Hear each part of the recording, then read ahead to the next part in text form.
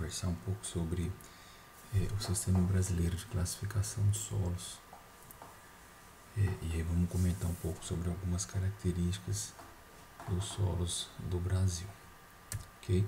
Então vamos passar pela classificação de solos. Esse é um mapa da classificação de solos de 2001, e onde nós podemos ver essas colorações são classes diferentes, tá? Então a gente tem o laranja mais avermelhado, laranja mais amarelado, tenho aqui um mais coloração salmão, tá? Então cada coloração dessa é uma classe de solo diferente que tem as suas características diferentes, né? E aí, para nós termos uma ideia, hoje a classe de solo mais comum, né, que nós temos no Brasil são os latossolos, tá? Representa aí no Brasil aproximadamente 39% dos solos do Brasil são os latossolos, chegando aqui na região do centro-oeste e sudeste a ser mais de 50%, né, do tipo de solo dessas duas regiões.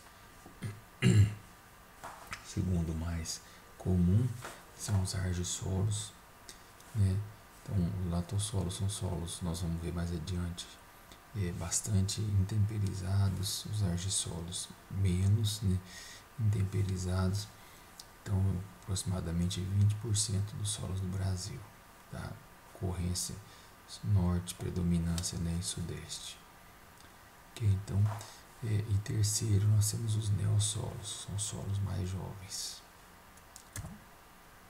Lembrando então, o Sistema Brasileiro de Classificação do Solo, nós temos a ordem, subordem, grande grupo, subgrupo, família e série, né? Então a ordem seria latossolo, subordem está referindo-se à cor, né? Então poderia ser latossolo vermelho 2YR. Grande grupo está associado ao teor de nutrientes, soma de base, teor de alumínio, né? Poderia ser latossolo vermelho eutrófico típico, né? A textura do horizonte A ser argilosa, arenosa e ao manejo, ser pasto, se está sobre vegetação natural. Então esse é o Sistema Brasileiro de Classificação de Solos. Nós pegamos aqui um mapa de solo do estado de Minas Gerais, que depois vocês podem obter esse material gratuitamente pela internet, tá? Aqui nós pegamos o Triângulo Mineiro. Aqui ainda está pequeno, está difícil de nós visualizarmos, mas quando a gente passa para cá, aqui nós temos então Araguari, Monte Carmelo, Uberlândia. Então, se vocês podem observar aqui, ó, LVD1 é uma classe de solo, LVA-D3, outra classe de solo, LVDF2, outra classe. Então a gente pode visualizar aqui, ó, cada sigla dessa aqui é um solo diferente. Então, nesse mapa de classificação de solos de Minas Gerais, tem a descrição de cada sigla dessa. Então, se nós vamos lá para o norte de Minas Gerais e quero saber qual tipo de solo predomina na região onde eu vou trabalhar, esse mapa pode nos auxiliar. Por exemplo, o LVD1, que nós vimos aqui, o LVD1, às margens da BR-497, ele é um latossolo vermelho, distrófico, típico A, né, moderado, textura média, fase floresta, subcaducifólia, relevo plano e suave ondulado. Então quer dizer que é um latossolo, então solo altamente temperizado, vermelho, tem coloração avermelhada, predomina óxidos de ferro, né, distrófico, ou seja, que ele tem menos fertilidade menor que 50%, saturação de base, o típico A moderado, textura média, quer dizer, tem entre 15% e 35% de argila, está ocupado pela floresta, né, em um relevo plano. Tá? Quando nós vamos aqui LVD3, vamos pegar aqui LVD3, tá? Então tá aqui, ó, Ribeirão Bom Jardim, LVD3. Latossólido vermelho A, amarelo distrófico, também, né, típico A, moderado textura. Textura média, fase caatinga, relevo plano e suave ondulado. Então, esse é o sistema brasileiro de classificação de solos. Então, existe essa classificação para todo o Brasil, onde, dependendo da região onde nós vamos trabalhar, se a gente desejar conhecer o tipo de solo, pelo mapa da classificação de solo nós conseguimos compreender. Tá? Então, lembrando aí a composição do perfil, para a gente poder fazer a classificação do solo, né? Lembrando as camadas ou horizontes, né? Então primeiro a gente abre o perfil, camadas ou horizontes. Então pode ter o horizonte O, né? Que é um horizonte orgânico, matéria orgânica pouco decomposta ou mais decomposta. Tem o horizonte A, que é o mineral com acúmulo de matéria orgânica. O horizonte E, que é um horizonte que perde argila e matéria orgânica para a camada de baixo, né? Então I é de eluvial, que está perdendo. O horizonte O, máxima expressão de cor e agregação do solo. O horizonte C, que é o material inconsolidado, e a rocha. Tá? Então, uma vez aberto o perfil, né? Tá aqui o estudo, né? A gente faz esse trincheiro para poder fazermos o estudo. Então, o ideal é que a trincheira tenha profundidade de 2 metros, né? Para que a gente possa ficar, os olhos fiquem na altura do perfil, né? Não temos que ficar olhando para baixo. Que algumas ferramentas que são utilizadas, né? Então, chadão, trado, água é importante, porque a determinação da cor do solo ela é feita com solo úmido, né? E outras ferramentas, como a marretinho, a pá. Tá? Então, o ideal é que a trincheira realmente tenha profundidade de 2 metros, para que nós possamos entrar literalmente dentro do solo. Tá? Então, faça a trincheira como uma escadinha de acesso, e aí ali faça na sequência a delimitação dos horizontes ou das camadas. Tá? Então, a seleção do local, ela depende da finalidade, onde que nós vamos abrir o perfil, né? Então, a identificação e caracterização de unidade de mapeamento, estudos de gênese do solo ou de problemas específicos em determinadas áreas. Tá? Então, a finalidade, onde vamos abrir o perfil, depende se nós desejamos fazer a identificação e caracterização da unidade de mapeamento, como nas imagens anteriores que nós mostramos no sistema mineiro, né, de classificação de solos no mapa de Minas, né, ou se nós desejamos estudar problemas específicos, né? Então, manejo da fertilidade, projeto de irrigação, por que a raiz não está aprofundando, por que o solo está permanecendo encharcado. Então aí nós abrimos em área de lavoura, né? Sempre que possível, principalmente se nós desejamos fazer a identificação e caracterização da unidade de mapeamento, nós devemos realizar a descrição do perfil sobre vegetação natural. Por quê? Porque ali nós encontramos os solos em sua condição natural, né? Um solo que tem uma atividade agropecuária por 20 anos, ele sofre alteração de suas características, né? Então, o ideal é que, sempre que possível, façamos a classificação do solo através de um perfil localizado em área de vegetação natural, que é um solo, a gente diz, menos antropizado, né? Ou seja, menos alterado pelas atividades do homem. Então, que a sequência, né, estudo da morfologia, nós fazemos o estudo da aparência do solo, né, descrição segundo as características visíveis ao olho nu. Então, essa seria a anatomia do solo, né? Então, a cor, espessura, textura, né, conjunto de características morfológicas tem a base fundamental para a identificação. Então, nós iniciamos a avaliação morfológica no campo, né, e depois passamos para a avaliação química em laboratório. Quais são as características possíveis de serem avaliadas no campo, né? Que compreende as características morfológicas?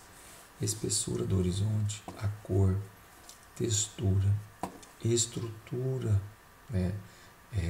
Do solo, a porosidade, consistência e a forma com que ocorre a transição dos horizontes. No exame do perfil do solo, todas as camadas são separadamente descritas.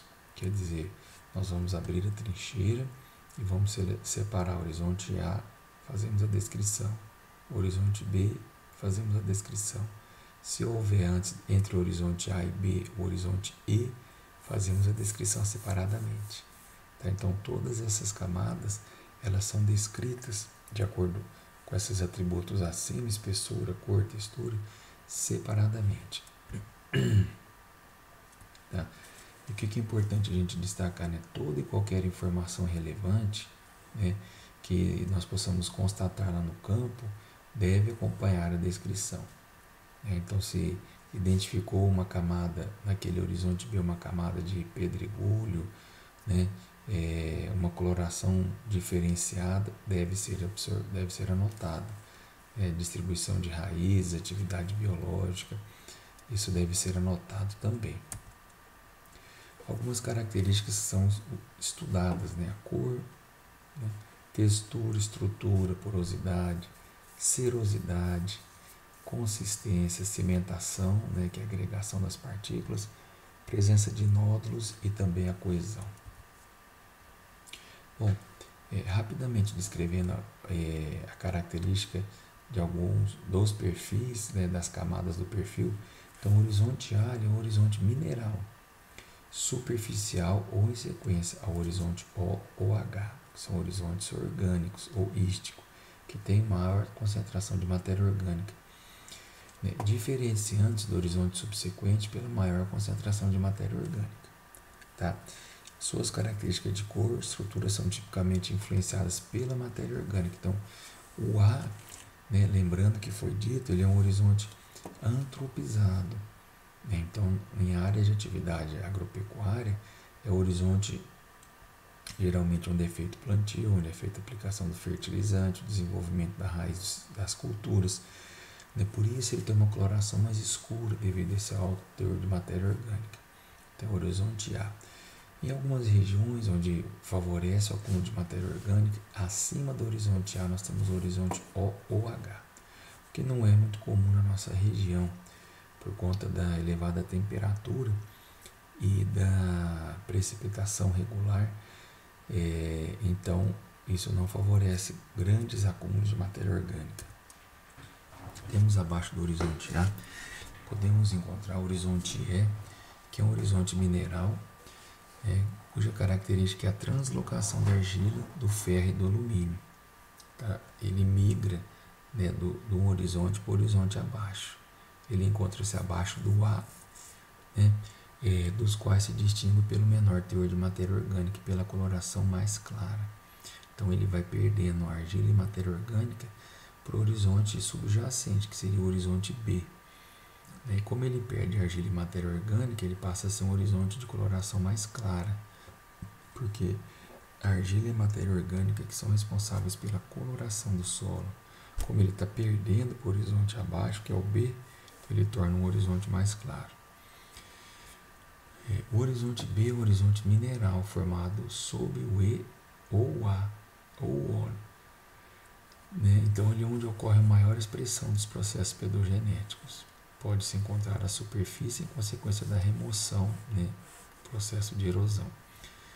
Então, ele é o horizonte onde nós poderíamos dizer assim, o DNA do solo. A maior expressão dos processos pedogenéticos, porque as atividades agropecuárias nem sempre acabam interferindo no horizonte B. Então, ele mantém as características originais do solo e as características da rocha-mãe. Tem o horizonte C, são camadas de sedimentos, saprolito, material de rocha não consolidado, e abaixo a rocha, o R, que é a camada mineral de material consolidado. Aí nós temos alguns exemplos. Então, primeiro é feita a abertura do perfil, expõe-se o perfil, né, depois com a régua vai delimitando. Então aqui nós poderíamos, né, passar uma linha de transição, acompanhando aqui, ó, a seta do mouse. O que diferencia? Coloração mais escura, né? Então essa camada superficial seria o horizonte A, né? Aqui abaixo seria o horizonte B. Aqui nós podemos, né, ter esse horizonte mais escuro, horizonte A. Aqui nós podemos ver o horizonte de coloração mais clara, seria o horizonte I, e aqui um horizonte B.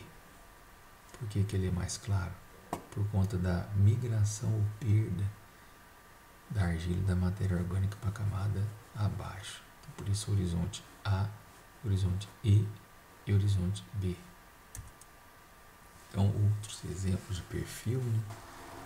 Então, alguns perfis de alguns solos nós temos bastante dificuldade de diferenciar as camadas por conta da homogeneidade, né? Então aqui é um solo típico, né? Devido à grande presença de óxido de ferro que confere essa coloração avermelhada, visualmente nós temos dificuldade de diferenciar as camadas, né? Então a gente vê aqui que é um horizonte bastante homogêneo, diferente desse aqui, né, que a gente vê já a maior presença de matéria orgânica nessa camada mais superficial, né? E aqui uma homogeneidade no horizonte B, né? Lembrando, né, quando nós vamos abrir o perfil para classificação, não precisamos chegar à rocha, né? Então nós abrimos aí em torno de 2 metros de profundidade, é o suficiente para fazermos a classificação, né? Porque dependendo do solo, isso aqui pode ser 3, 4 metros de profundidade até chegar na rocha, às vezes até mais. Então, a classificação do Sistema Brasileiro de Classificação de Solo, nós vamos falar um pouco de algumas principais classes de solo, né, e descrever um pouco a característica de cada um deles. Bom, nós vamos começar dos solos mais jovens para os solos mais velhos, ou seja, dos menos intemperizados para os solos mais intemperizados, tá? Então nós temos aí alguns exemplos de solos que não têm o horizonte B, ou seja, o solo é tão jovem que ainda não deu tempo de formar o horizonte B, né? Entre esses solos nós temos aí essas principais classes, são os neossolos, né? Tem um litólico, flúvico, o neossolo quartzarênico, o neossolo regoítico. Temos aí organossolo e gleissolos, os vertissolos e os gleissolos sálicos. São, né, solos que não possuem horizonte B. Então, quando vocês se identificarem na classificação do solo, que é um neossolo litólico, quer dizer, um solo que não tem horizonte B, ou seja, um solo pouco desenvolvido. Então, o neossolo litólico, né, então uma ilustração dele, um solo pouco desenvolvido, né, com aptidão agrícola nenhuma, ou seja, um solo que a aptidão dele é para realmente deixar como reserva, vegetação natural. Qual que é a característica dele? Ele é o horizonte A sobre o horizonte C, ou o horizonte A sobre o horizonte R, né? O contato lítico, ou seja, o contato do horizonte A com a rocha, ela ocorre nos primeiros 50 centímetros. Tá? Então são solos muito rasos, né? Aí na imagem a gente consegue ver regiões de ocorrência, regiões montanhosas, né? Regiões como essa favorecem a perda de sedimentos, né? Não favorece o aprofundamento do solo, por isso neossolo litólico. Também solos, né, que devem ser preservados com a sua vegetação nativa, né? É um solo de baixa aptidão agrícola, ou nenhuma, né, bem dizer. Então aí na imagem a gente consegue ver as principais regiões do Brasil, em torno de 7%, né? Então predomina aí nas regiões montanhosas, né, do país. Em Minas Gerais, em torno de 8%, né, do estado, ele está presente. O neossolo flúvico ele já ocorre diferente do litólico, que ocorre nas regiões montanhosas. O flúvico ocorre nas margens dos rios, né? Então, geralmente ele é o horizonte A sobre o horizonte C. Então, camadas estratificadas sem relação pedogenética, o que quer dizer? Não há relação entre a rocha que está abaixo desse solo com o solo que foi formado acima. Por quê? Esse material ele vai sendo transportado de outra região e vai sendo depositado às margens dos rios. Tá? Então, não mantém relação pedogenética. Então, é um solo bastante heterogêneo. E se nós formos aprofundar e chegarmos à rocha-mãe, a maior profundidade, não vai ter relação nenhuma com esse material acima. É o solo flúvico. Tá? Então, ocorre geralmente em regiões, né, mais baixas e próximos aos corpos de água. Então, a gente vê aqui a região montanhosa, né, onde poderia estar ocorrendo o neossolo litólico, perde sedimento, vai acumulando nas camadas mais baixas da paisagem, forma-se assim os neossolos flúvicos. Em torno de 1% dos solos do Brasil, a gente vê a grande ocorrência dele na região amazônica, e aí estado de Minas Gerais, em torno de 2% dos solos de Minas, né, também aqui às margens dos rios. Uma outra característica de solos pouco desenvolvidos são os gleisolos. Né? Qual que é a característica, né, deste solo? Ele apresenta o horizonte glei. O que é o horizonte glei? O horizonte glei é esse horizonte de coloração cinza. O que confere essa coloração cinza é a baixa presença de óxido de ferro. Porque o óxido e hidróxido de ferro confere a coloração vermelha ou amarela ao solo. Só que solos que permanecem submersos em água por grandes períodos longos, né, esse óxido e hidróxido ele tende a reduzir, e aí, né, por isso essa coloração cinzentada. O óxido de ferro ele confere a coloração vermelha e o hidróxido confere a coloração amarela. A ausência de óxido e hidróxido vai conferir a coloração cinza. Então isso é uma característica do gleissolo. Então, são solos hidromórficos, ele permanece ou permanentemente ou boa parte do tempo submerso em água. É um material mineral, né? Então tem um horizonte glei, tá? Então tá aqui, ó, periodicamente ou permanentemente saturados com água. Então solos muito mal drenados, são gleissolos. Então tá aqui o exemplo, né? Então, são solos aí que lençol freático muito raso, então abrindo o perfil já identificou a água, e pode ser que durante parte do ano esse lençol freático suba e deixa toda essa parte aqui submersa. Organossolo é um solo de pouca ocorrência na nossa região, é o que caracteriza um horizonte turfoso. Turfoso devido a grande concentração de matéria orgânica.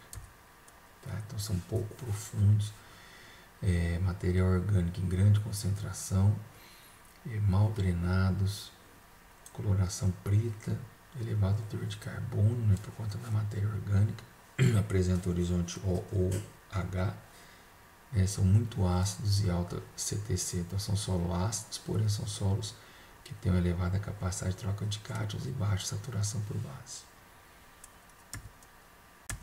Tá. Neossolo regolítico, também o solo que não apresenta horizonte B, porém o contato lítico, diferente do neossolo litólico, ele ocorre maior do que 50 centímetros. Tá. Então, contato lítico é uma profundidade maior que 50. Então, o A está sobre o C ou sobre o R.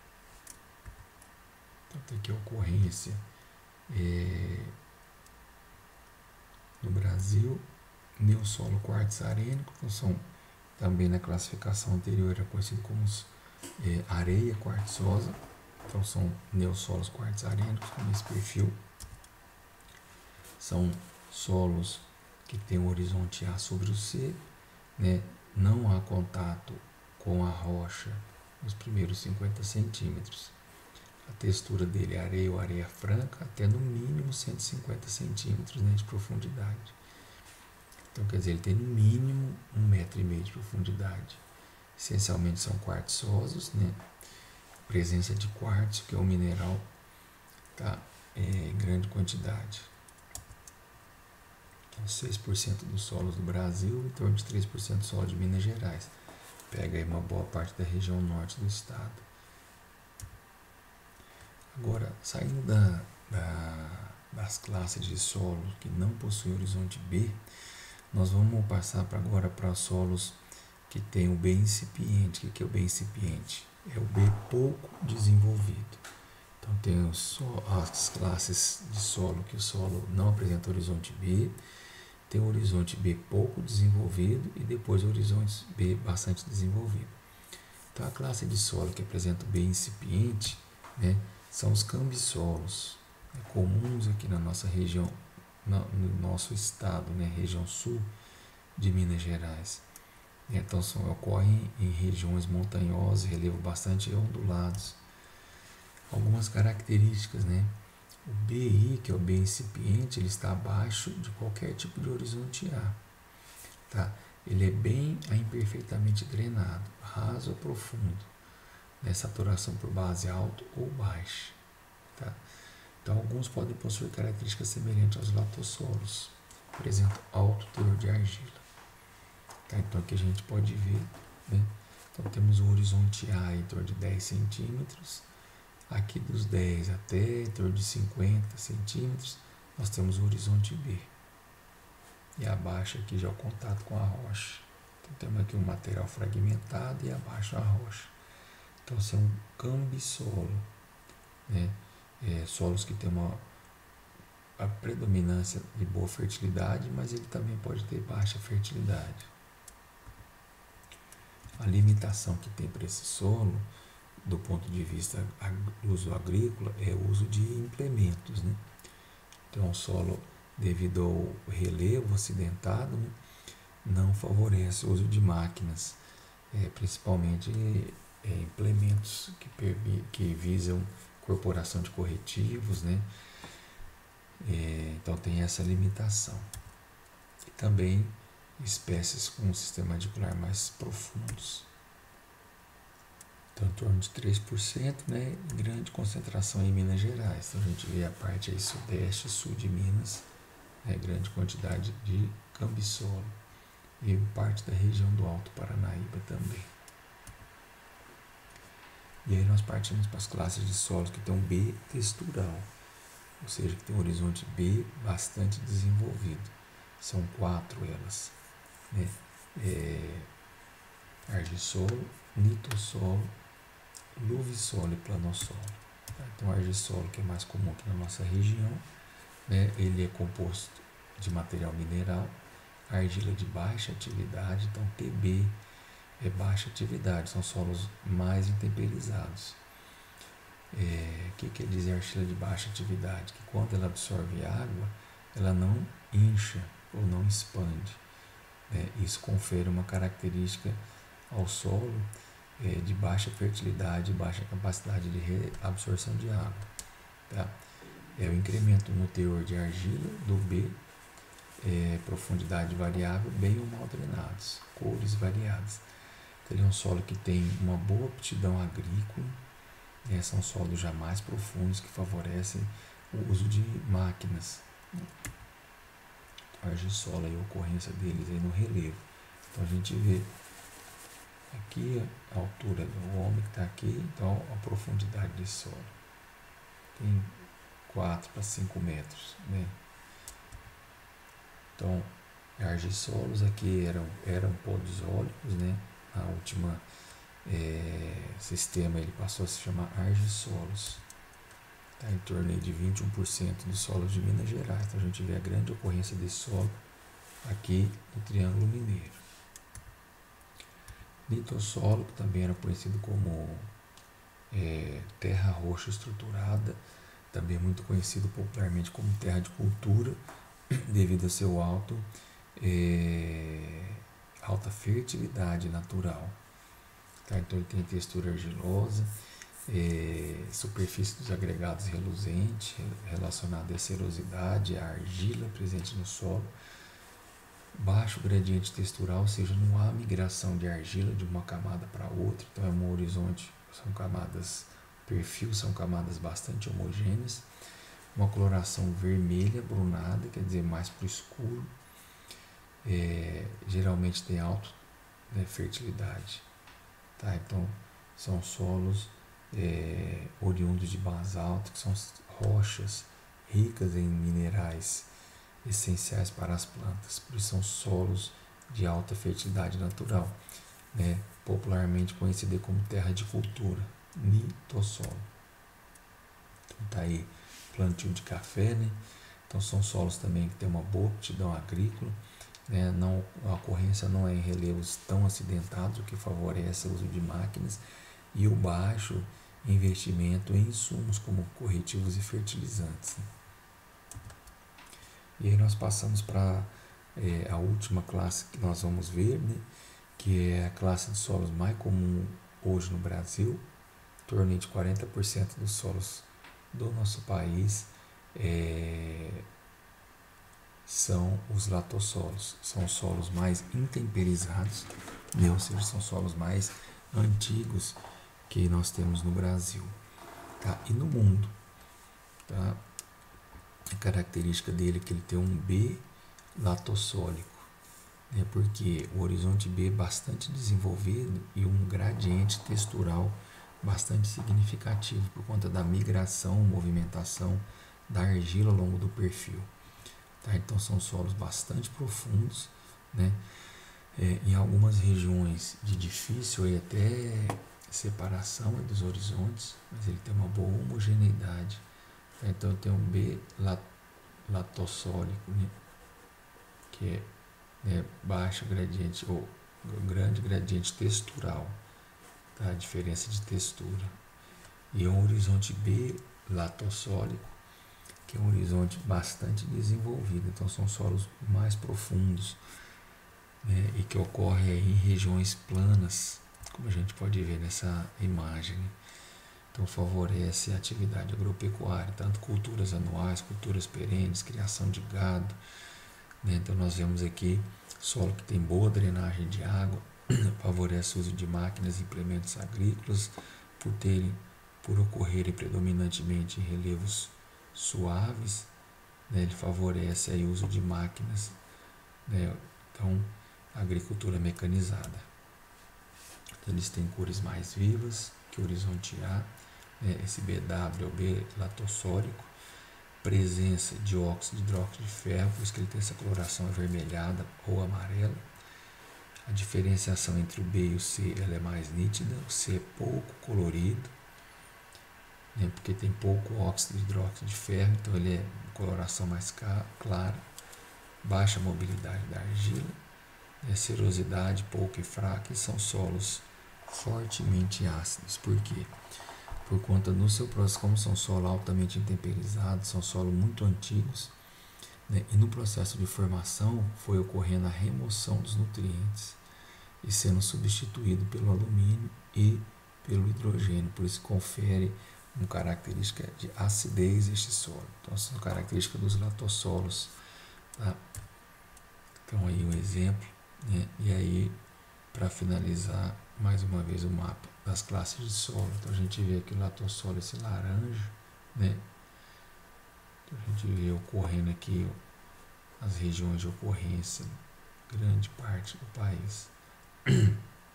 E a segunda classe mais comum é essa rosinha, argissolos, né? A gente pode ver aqui argissolos.